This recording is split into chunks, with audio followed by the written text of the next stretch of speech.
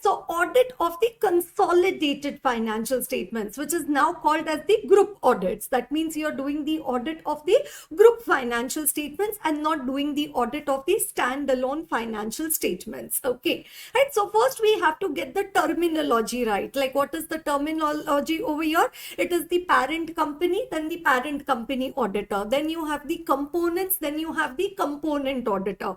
Component auditor, it could be the same auditor or it could be a different auditor, right? It could be the same or it could be a different auditor. If it is a different auditor, then you need to apply the Amul butter. You remember, where is Amul butter? How much grams of Amul butter do you need to apply? 600 grams. Why 600 grams of Amul butter you need to apply? Because SA 600 using the work of the another auditor. Exactly, right? SA 600 using the work of another auditor. Okay, and then we went to section 129 of the Companies Act 2013, wherein it is now mandatory to prepare consolidated financial statements as per the company law. Earlier it was only the AS, Ind AS, which used to mention about the CFS, right? But now company law, what does it say? Okay, in case if a company is having the subsidiary, associate, joint venture, in addition to its standalone financial statements, it shall also prepare its consolidated financial statements in the same format in which it prepares its standalone financial statements. So like, if standalone financial statements have been prepared as per the accounting standard schedule 3, even the consolidated financial statement should be prepared as per the accounting standard schedule 3. Okay, but then we understood that in the accounting standards or in the Ind accounting standards, there are certain criteria for exclusion of a particular subsidiary from consolidation. Like in AS, there are two exceptions over there. One, the control is intended to be temporary, for disposal in the near future. And second one, right, there are severe long-term restrictions on the transfer of the funds. Then what does it say? No need to consolidate this particular subsidiary, right? So say if a company is having a subsidiary in which they have a temporary control, then does that company need to include that subsidiary in the consolidated financial statements? No. So say that's the only subsidiary they have, then do they need to prepare consolidated financial statements as per the AS? No. But still, will you give the disclosures as per schedule 3? Yes. But then we said, as per schedule 3 also, disclosures are not required to be given if the 3 conditions are fulfilled, right? That the members for a partially owned company do not object the company not preparing the consolidated financial statements. Then the company is not listed or not in the process of getting listed on any stock exchange in or outside India. And the ultimate or the intermediate holding company has prepared and filed the consolidated financial statements with the registrar. Right? So if required by AS, you prepare as per AS and schedule 3. AS says no, you still give the disclosures as per schedule 3. And if you meet these 3 conditions, then no need to give the disclosures as per schedule 3 also. Right? So that was under the AS. And then we came to the discussion regarding the Ind AS. Right? Under Ind AS, what are the exceptions we saw? Who need not prepare consolidated financial statements? One, the investment entity. When the parent company itself is an investment entity, it says it need not prepare the consolidated financial statements. What is an investment entity? Which is taken the funds from the investors for providing the IMS, the investment management services. Then what is their aim? Capital appreciation, investment income, or both. And then what does it say? It does not carry out, right? What does it say? No other activity being carried out. And they measure all their subsidiaries at the fair value, right? Very important. They measure all their subsidiaries at the fair value, right? So investment management services, capital appreciation, investment income, or both, and measure all the subsidiaries at the fair value. Then it says you are a investment entity, and then it says no need for you to prepare the consolidated financial statements. And second, we said that's intermediate subsidiary company. Again, that intermediate subsidiary company need not prepare the consolidated financial statements as per the Ind AS. right? So no need to prepare as per Ind AS, but then still you need to give the disclosures as per the Schedule 3. And if you meet those three conditions, then no need to give the disclosures as per the Schedule 3 also. Right, so if required by Ind AS, then Ind AS and Schedule 3. Ind AS says no, then still Schedule 3. And Schedule 3 also not required to give the disclosure for CFS if the three conditions have been fulfilled. I hope everybody understands this question. This question has come 5 to 6 times in your exams.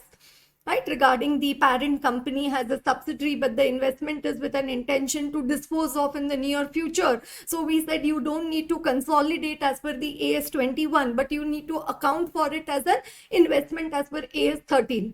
However, exemption for temporary control is not there under the Ind AS. It is only there under the AS. Right, so and then you need to say section 129 says that even though if the as per the accounting standard the company is not required to prepare the consolidated, still they have to give the disclosures as per Schedule 3.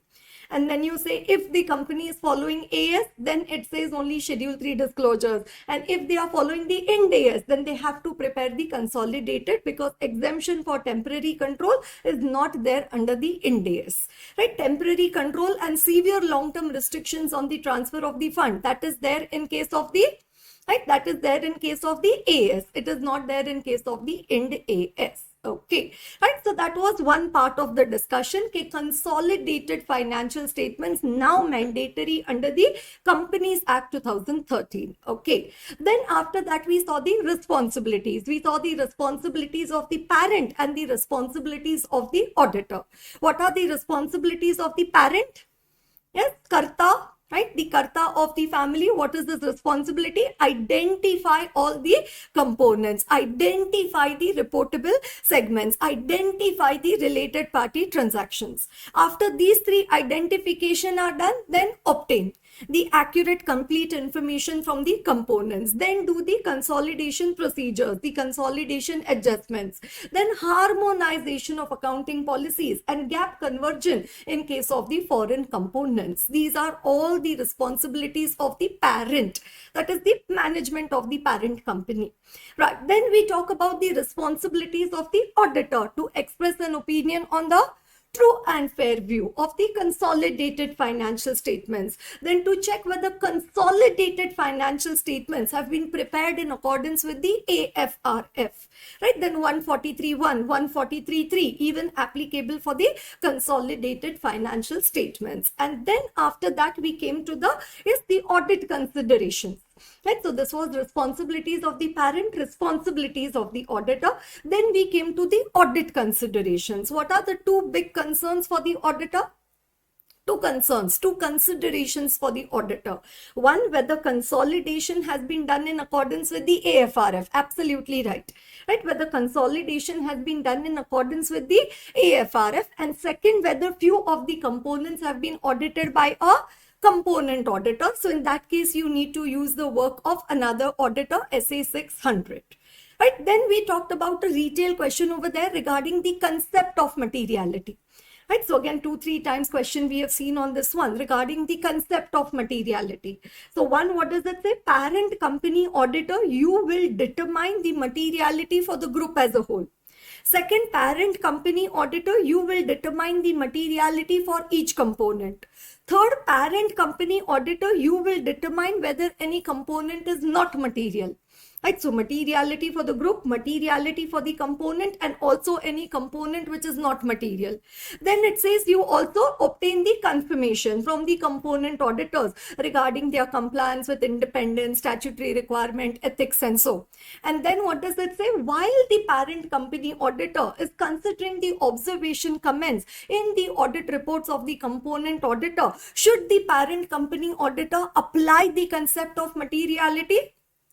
Should the parent company auditor apply the concept of materiality while considering the qualification, adverse remarks in the or emphasis of matter paragraph in the audit reports of the component auditor? Yes. Right, the parent company auditor needs to apply the concept of the materiality.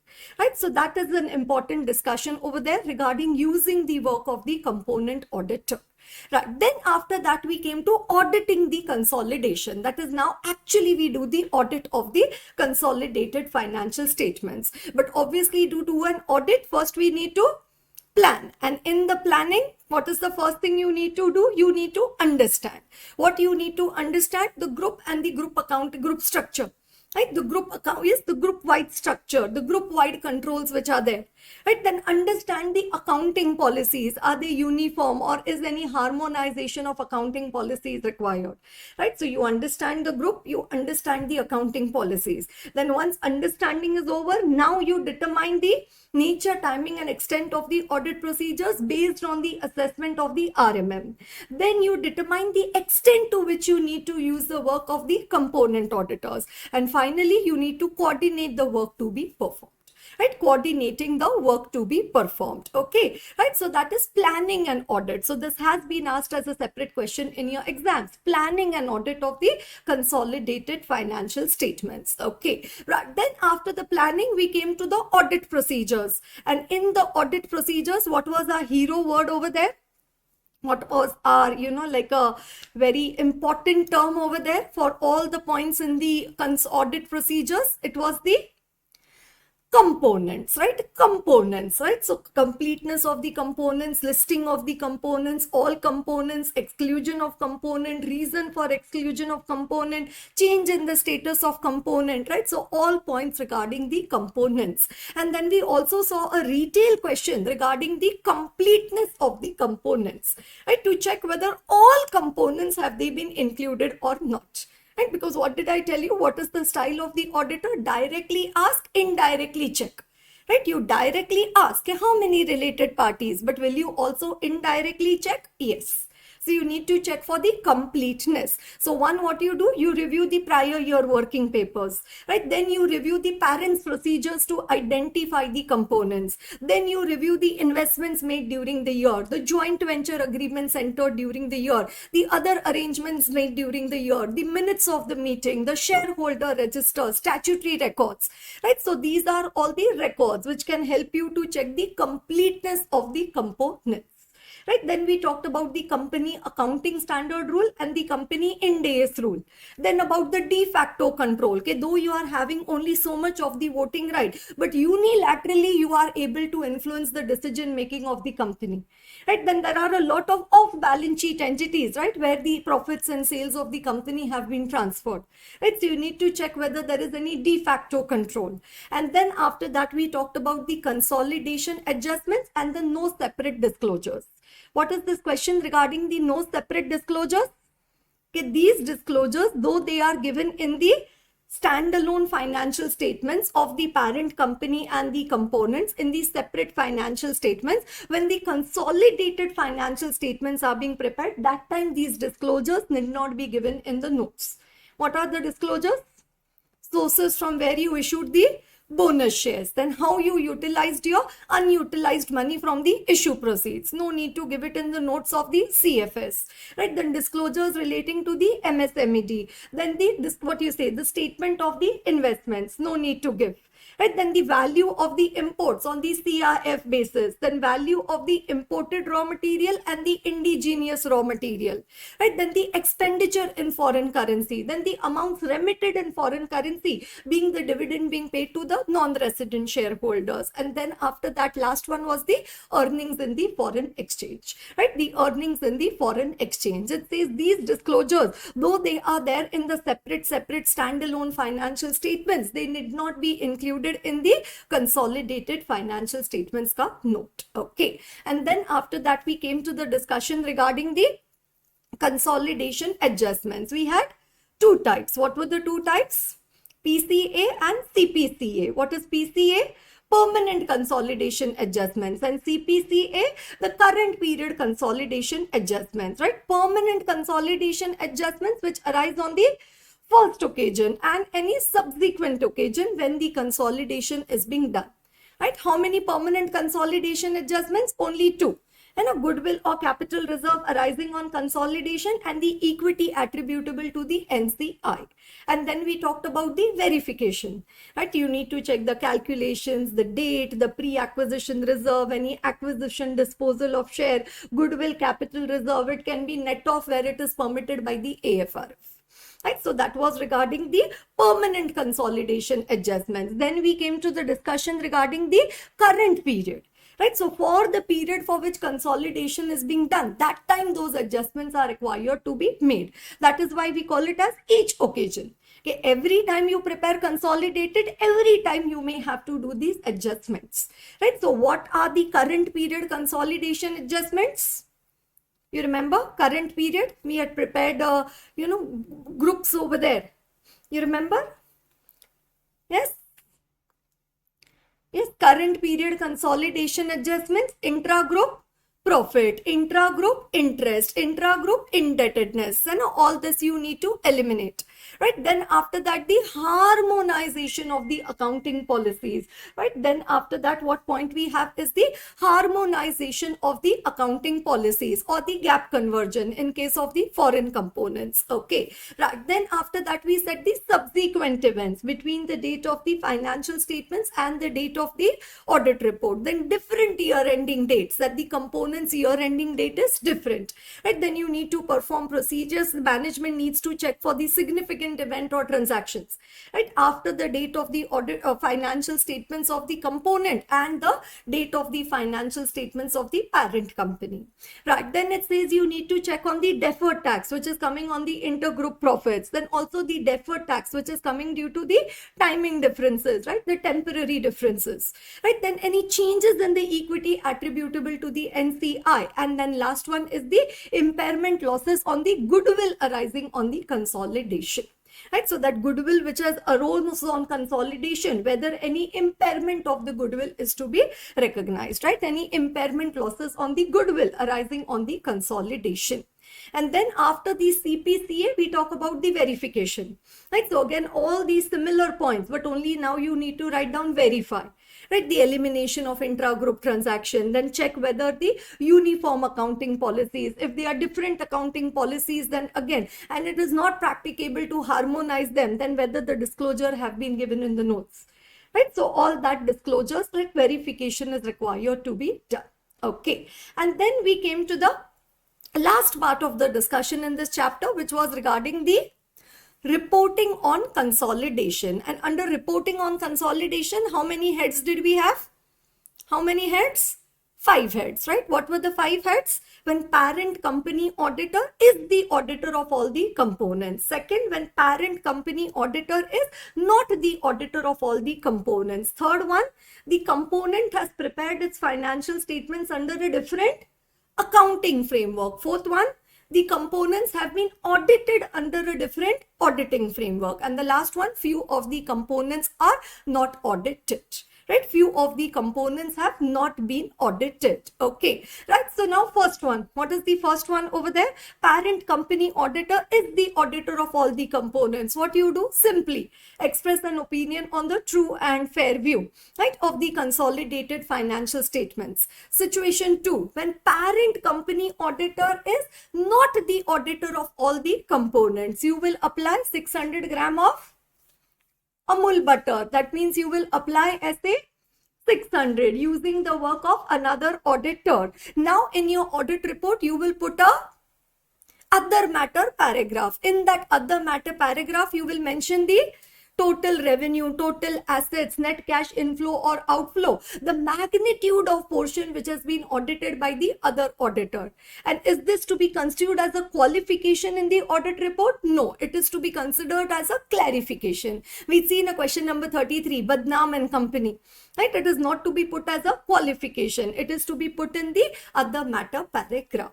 Okay, right. Then third one, okay, components have prepared their financial statements under a different accounting framework.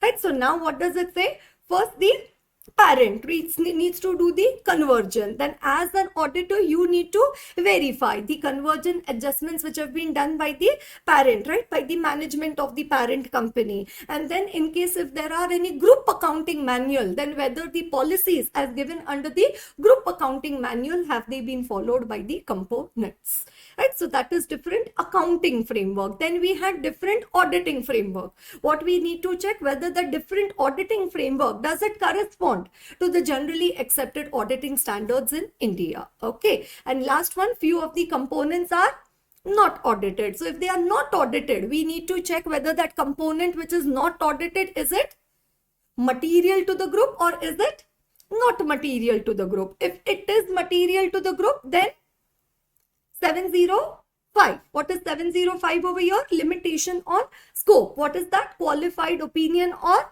disclaimer of the opinion. And in case if the component is not material to the group, then other matter paragraph. Right, then the other matter paragraph. Okay,